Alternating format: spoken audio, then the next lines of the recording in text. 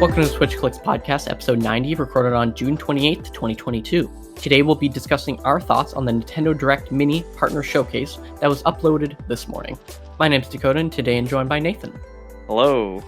Okay, so just as a bit of a recap, first things first, I guess I'm kind of infamous for making predictions in a sense, but usually it's the bad predictions that come true. And my first prediction was that the Direct was not going to happen.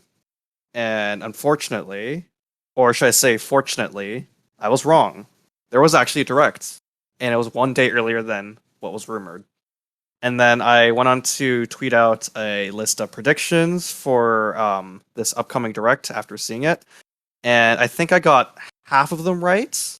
Well, the obvious ones were right, but it wasn't really overly, like hopeful, like high expectations, that sort of stuff.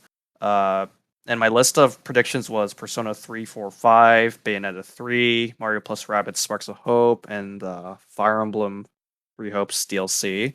And I just did it as a bonus, but I was expecting maybe Genshin Impact or the heavily rumored Batman Arkham collection. And obviously something Square Enix related, because why wouldn't there be? And obviously when this was announced, I wasn't really frothing at the mouth for a Direct in general, but when they announced this, I was like, man. Because I do sometimes like to see the stuff from first party. I'd prefer it, honestly. And I don't really want to go back to the times of the pandemic where we were only getting partner showcases for Oh my gosh. every month. Yeah, like game-specific directs and partner showcases. Absolutely nothing first party until like August and September, and those were shadow dropped. They weren't even that long anyway. Yeah, they were really fun celebrations, but like it's not fun having being pinged in like 10 times in the morning about a trailer that you want to see for yourself first. Yeah, exactly. Out of the multiple games that they kind of showed off in the Direct 25 minutes about, we've chosen a few here to discuss. Yeah. Most of the other games were just like, okay, I guess this exists, but they're not really remotely interesting in a sense. Well, we could probably start it off with, I guess, Mario and Rabbids Sparks of Hope, the sequel to Kingdom Battle. So this was one of the first major games they showcased. It wasn't at the very start, but like it was like definitely in the earlier half. They revealed the release date, which was leaked like literally the night before. Yeah, it was on Ubisoft's website that it got leaked. And it's October 20th, 2022. Not really surprising at all, because nothing else is releasing there. And they just showed pretty much the same gameplay that they had before. Like they kind of just emphasized on the fact that it's no longer a grid system, and they explained a bit of the story, like how the Luma Rabbit hybrid is called a Spark, and how characters like Bowser is joining the good guys. But more of the info is going to be in tomorrow's live stream at Ubisoft, which is okay with me. I'm not like super hyped about this game. The first game was good. Yeah. I don't know. I just have no connection to the game. Yeah, I don't like it's interesting, but like once you drop it, you drop it. Like a sequel is a bit unnecessary, and I don't think it'll make such a big impact as the first game. Because the first game was like, okay, why is Mario collaborating with rabbits? That is the worst idea ever, and then it ended up being a good thing. But now it's just a sequel, and they're just doing it again. It's a little weird. Like, what brought them to make a sequel? Like, honestly, I guess, sure, they wanted to do Mario Galaxy stuff, but like, you can only go so far with that. Yeah. The next major game that we have on our list here was Sonic Frontiers. Obviously, we've already seen gameplay of it, and people were a little skeptical of the game. Be prepared to be more skeptical, because I have a inkling that whatever was shown off in the Direct, it was probably the Switch version of the game. And let's just say it's pretty rough. It's very rough. Very rough. Like I guess you could say it's like a Switch port standard of level of rough, but like it's up there. It's up there. It's not the worst, but also not the best. Yeah, the little details that kind of tell it off is some you can see some pop in on the Mm. sides of the cliffs. You can kind of see the textures popping in and out. Um, Jagged textures, like the jagged edges too. yeah, and some of the texture on the floor, you would Mhm. usually have like foliage and flowers on the floor, Yeah. but and it, as the camera moved, they popped in. Um, Yeah. as well as on, like, the side of Sonic and some of the moving, like, NPCs almost. hmm You can see kinda like the Pokemon effect where there's, like, the weird glitchy, pixelated feel, Oh yeah, yeah. That was like some common shortcut that a lot of games used on weaker hardware. which kinda puts into question, like, I was thinking throughout this entire presentation, they also showed off, like, other AAA games from other consoles, Yeah. and I could definitely tell the difference between a Switch version and an Xbox or PlayStation version, and There's that distinct look. yeah, and I'm kinda concerned about how old the Switch is kinda getting before we're gonna get something new. Yeah. I That guess is I really guess powerful. yeah, it's not really as powerful as people, well, as we originally thought. But hey, at least developers actually are giving it a try and at least trying to put this game like Sonic Frontiers on the Switch. Like everyone thought that was going to be like some cloud game, but hey, at least it's something. And Yeah. I think we've seen worse Switch ports out there. Oh, Like yeah, what? definitely. We'll have Definitely to don't see want. how good the game is in general once it comes Yeah. out in the holiday. hmm I still don't think I'm gonna buy it like I did with, Sonic Forces, Oh, but me I'll just neither. wait until it gets, like, really, really cheap, and then I'll get it. Yeah. I'll see if it changes the Sonic formula enough, but like, yeah, I'm kind of like moved on from Sonic at this Yeah. point. Did you see that, I don't know if it was the producer, the director of the game, but he said Yeah. that it's not an open world game, it's an open zone game. Yeah. It's kind Whatever of that like, means. I mean, that's not the first time I've heard the developers try to mix up their terminology, but I Well, don't know it what to say. technically like, an open zone game to me sounds like what, Pokemon Legends Arceus did, where it's Yeah. an open world, but it's not a world, it's different zones that are open. Yeah, that's kind of the thing. Like, what if it was that instead of open world? I feel like that might be the case here. Yeah, but in none of this gameplay, we've seen any other area other than mountainous green. Yeah, it just kind of felt like generic Sonic. Like, I mean, like it's just an open version of Green Hill Zone with like better, more realistic textures, but there's nothing really interesting. Like, we haven't seen anything else. Speaking of open world that didn't look as great at launch, No Oh, Man's Sky. oh, oh, oh no, No Man's Sky. Finally getting a release date on the Switch. I'm surprised, honestly, that it can run on the Switch. Not Yeah, that it has like the most graphic heavy look to it, yeah. but it's still pretty heavy, I assume. Especially for well, I guess most open world games are like that at this point.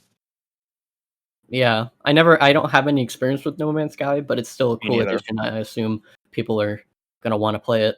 Yeah, this was like pretty hyped up for some reason. I guess people really wanted it on the Switch, and uh, I personally don't have experience with this either. I'm just kind of put it up here as some sort of highlight because I feel like this is some hyped up game.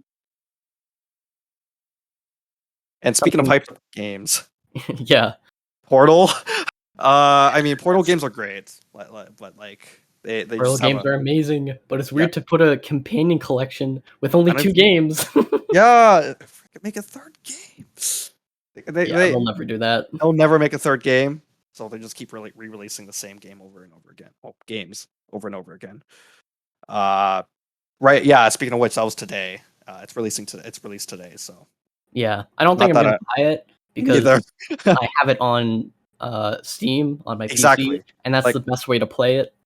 yeah. Like what difference is it gonna make playing it on the go if you've already beaten it? I mean, people will buy the same game over and over again. Nintendo has proven that for years, so I think Bethesda's proven that for yeah. that's true. Well, how many Yep. times have you bought Skyrim? I bought it once. Once. Actually, no, I bought it twice. I bought it You're for kidding. VR. Oh, okay. Well, that's fair enough. At least you have Slightly a. different. That's valid. That's a valid purchase. But Yeah. And how many times have you bought Mario? Like the original Mario? the original Mario, too many to count. I've probably gotten Nintendo Switch Online technically. I got the NES Mini. I have Yeah. it on my 3DS. I have the Game Boy version, like Yeah. port thing. Yeah. Um, Does All Stars count? I don't have any All Stars unless that's like a Damn. double. It was on the Well, I Wii. guess it's technically on the SNES. Oh, yeah, it was So, on the SNES. Yeah, so as I have well. like Yeah. 5 versions. 5 versions. I could probably spend the time counting lines, but I don't want to. Uh, I guess Smash Brawl technically counts. Kidding that's Well, there's something else that was announced that you can count up from 3 technically. Oh no! Oh no! Oh dear. Persona Uh, 3, 4, and 5.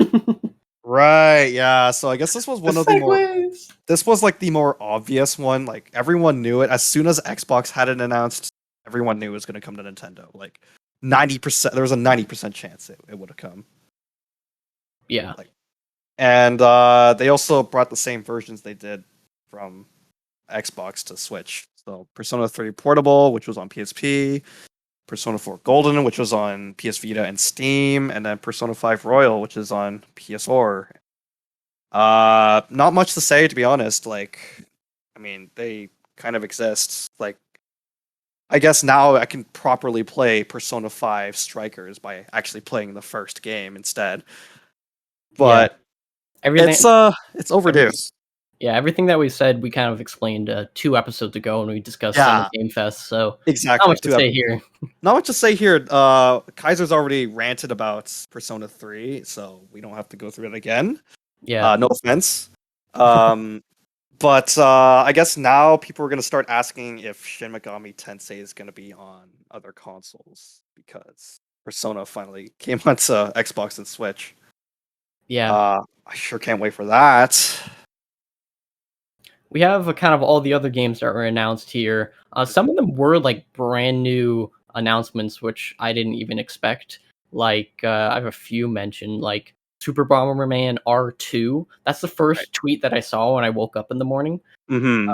And I thought that was really weird because they had the sorry, not Persona, Super Bomberman R online, and they only Yeah. had it for like 6 months until they shut it down.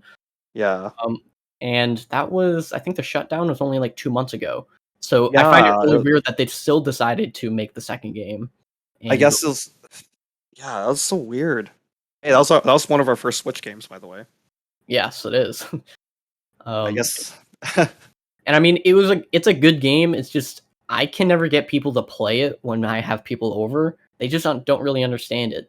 And I don't think anybody will understand it anymore now that there's like a 1v15 battle mode or something, and Kidding me? like a Super Bomberman Uh, maker. oh my gosh. Yeah, that's getting a little too inflated right there. So Yeah. I mean, if the price is good and then I get it on sale, that'd be cool to complete for my collection. But Mhm. I don't think I'm not gonna go out of my way to buy it. Yeah, that first game wasn't really too much of an excitement. So the second game probably won't be any better. Yeah. The other one that was interesting was Pac-Man World Remake, which is I think Pac-Man World Repack, which is kind of funny. Yes, a great play on words there. I do kind of wish they did a pack with Pac-Man World 1 and 2, Mhm. because I believe 2 is the one that I played when I was little on Yeah. Game. So Oh, it'd be kind of cool just to see it in up-res yeah, graphics. yeah. Maybe they'll do it down the line. Maybe I hope so. Like, Yeah. I think maybe I got 2 more. Return to Monkey Island. That's just yeah, interesting because yeah. Monkey Island was developed by whoever did I think it was Rare who did the Star Fox Adventures, right? Really? Or Oh I don't yeah. know who did Star Fox Adventures, but the developers of Star Fox Adventures originally did Monkey Island, and Oh that was a shoot! Yes. point and click game. Yeah. So I'm not sure who's making Return to Monkey Island, but it's kind of interesting that they Yep. decided to bring that one back. And it's good Yep. that they advertised on a Nintendo platform. Yeah. Like it's I don't know how to word it, but it's interesting to see where developers go versus where their their former companies go. Like it's completely opposite directions at this point. Yeah. Last one is Minecraft Legends. They showed off more quote unquote gameplay and explained the story a bit more. I still don't know what the game is or how it plays. I don't know either. Like I don't even understand the genre because it's so niche. I think it's actually confusing enough that the game will be not selling well until people see Yeah, gameplay. like it only sell because of branding and not like excitement. Yeah, I think it would probably help if they put out a demo eventually. And I just want to see gameplay, like raw gameplay, so we can see the Yeah. UI and everything. Yep. And as Do you have for any? me, I don't know. Like there's really nothing remotely interesting for me either. Like other than, the games that you talked about earlier. Uh I guess you can say the RPGs that were showed off in this were much, a little more unique than the last. Like the Dragon Quest one looks better than a regular Dragon Quest game because Dragon it's Quest Treasures, was it called? yeah, it kind of reminded me of like Xenoblade like the modern Final Fantasy games in the sense that you're not like sitting there wasting time with turn-based combat. Yeah. Uh and then there's the other one that Square Enix had. It was like Harvestella. I don't Oh yeah, that one was very Yeah. generic, honestly. Yeah, it was generic. Like they just kind of threw together an RPG, like a turn-based RPG into a life simulator game, and then like for both ends it's kind of generic. Uh, and then there was RPG Time, The Legend of Rights, playing words, but I don't know how the game's gonna work out. It's definitely a different take on the RPG genre. Um, I'm not really interested in trying it out, but like I want to see how it plays out because it seems really gimmicky, but at the same time, like they seem to have a system going with it. Yeah, I'm looking at the trailer right now for that one because it seems like a lot of this kind of arts and crafts style is kind of popping up a lot. Because what 2 weeks ago there was that other one. I don't remember what it was Forgot the game. called, I but forgot the name of it. yeah, I'm sure Tyler will be more interested in this, and he might Yeah, tell us about it. yeah. Oh yeah, and then the last RPG was Live Alive, or I don't remember. I think Uh, it's Live Alive. Live Alive, Yeah, yeah, Live. 2D HD 2D. It's like Octopath and uh, Triangle Strategy. And Nintendo suddenly decided to shadow drop a Nintendo Treehouse presentation right after the direct. No tweets, just no announcements in the direct, just a Nintendo Treehouse. yeah, which is I weird don't know why. because Nintendo Treehouse is technically a part of the company where Yeah, it's a department of the company where where people play games and test them. yeah, So and what like have they this been is doing this past how many years? I know like the last time we've seen them was what like last 2 years ago with Pikmin 3 and Age of Calamity, and like they kind of just disappeared. Yeah. Like they sunk back into their treehouse and just hibernated for an entire year. I don't know. That was very random. Definitely scares me a bit how they're shadow dropping stuff. I don't want to like I mentioned this at the start of the episode, but I definitely don't want to wake up to a Breath of the Wild 2 update trailer and then have people ping like 20 million messages to me or spoiling the entire thing. Like that's not gonna be fun. But to be honest, I would rather have a Shadow Drop trailer than have to sit through, let's say, 4 hours of another live stream that probably doesn't have Nintendo stuff anyways. Yeah. So now that we had kind of a Nintendo Direct, not really, but yes, Nintendo Direct. um, E3, not E3. yeah. When do you think we'll get the next hint at a Nintendo Direct? Because I Next don't hint. think we eventually need one, but I think having one in the fall would be good. Yeah, September sounds very viable because that's like Nintendo's kind of like pushed back all the release dates by, I guess, 3 months, maybe like a quarter year. Yeah. So I would have to assume that in that sense, they would also push back their main directs with that quarter year. So September sounds logical. Like, in that sense, they'll be able to have enough time to, let's say, showcase maybe Breath of the Wild 2 or Bayonetta 3. Just so that both the games can actually get like a healthy amount of time between announcements and release. Yeah. But once again, I hope it's not, partner showcase, and then shadow drop trailer. Like, I really hope it's not that again, because I do not want to live again through 2020, or should I say 2022? The sequel. The sequel, Electric Electric Boogaloo. Now, based on quarterly reports, having one at the end of June makes sense because that's going to be at the end of their quarter. Then they can talk about it more once the quarterly report for the second quarter comes out in about a month. And then having one in September, again, at the end of a quarter, that would be perfect timing. That just makes sense. Yeah. It's also usually their routine time to announce stuff anyways. Yeah. I do think we are going to get a Splatoon 3 Direct maybe a month or two before Splatoon 3 comes out, because we know nothing about that game that's like brand new. Like, they haven't talked about Salmon Run. They haven't talked about the single player much. Yeah. They had like one match of Turf War. Yeah. And I'm just hoping there's more freedom in it. So yeah, me too.